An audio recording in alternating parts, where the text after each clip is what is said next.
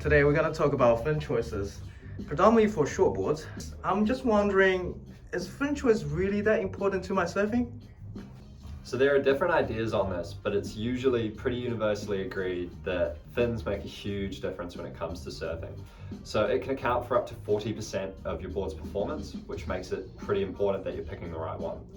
When you're starting and learning, it's best to stick with the fins that come with the board. The idea is that you're getting up, you're getting surfing, you're having the most fun as possible. As you start to learn to ride along a wave and to cut turns, that's when you're going to want to get on to some good fins.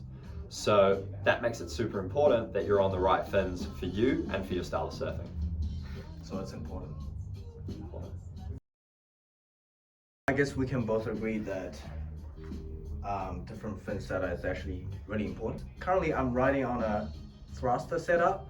Can you explain to us a little bit more about the difference between thruster, quad, and twin fin, or maybe 2+1 fin setup? So a thruster fin is one of 3 of the most commonly encountered fin box types. So a thruster fin is 3 fins which are usually exactly the same size. So they'll be specifically the 2 outside and the 1 in the middle. The difference between a thruster fin set versus a quad fin set, for example, would be that a thruster fin set provides a really well balanced ride. So it's got 3 equally spaced fins, 1 in the middle, which provides a little bit more drag than what you'd find in a quad, but allows for really great response and control if you want to start maneuvering the board.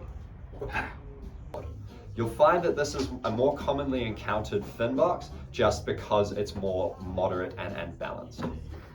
Then you've got quads. That's a set of 4 fins in 2 different pairs. The large fins go at the front, the rear fins, the small ones, go behind the large ones. The difference with these is you don't have a center fin in the middle of the board, so you have less drag. These fins are really good for going straight down the line, which means that when you're trying to make critical sections in a hollow or a really large wave, you're going to go real quick without having to pump too hard. When it comes to a small wave, it's going to be nice and fast and get you through flat spots again without having to work too hard. When you spot 5 fin boxes in a board, that means you can set it up as either a thruster or a quad. Another type of fin you'll encounter is a single fin, which is a large fin that goes in the center of the board, often accompanied by 2 side bites in what's called a 2+1, where they go on either side. This is a response from the old longboard style, where they would have a single large fin in the middle of a really large board to give it really nice straight line directional control. The difference between this and a thruster is that a board of that size is not going to need to be maneuvered quite as much as a thruster due to the nature of the surfing that's done on the board. As you look to get a little bit faster and a little bit more aggressive with your turns, you'll transition down to a traditional thruster where these fins will start to become more the same size. It's a common misconception that you stay on longboards as a learner. Some people will stay with a single fin longboard and even go longer as they get better, purely as a stylistic trait. That's great, James. So for now, can you tell us a bit more about the difference between fin sizes, the rake, and also the flex between different fins? So getting into fins can be a bit of a rabbit hole. It can come down to even the size of the base, how much they're tilted in or out, the foil on the inside. But the most important things to consider, I would say, are the fin size, the fin rake, and how flexible they are. So size correlates often to your weight, but can be played with once you get into it. So what it means is a larger fin is going to allow for a much stiffer response, so that's going to be better for your straight line stuff. As you start to get smaller and you have less fin to push against, it's going to become looser and more lively. Usually when you're just getting into it, the best thing to do is stay within your weight range.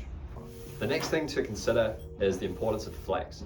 So with a stiffer fin, you're going to get a way more predictable response from the fins and also from the board.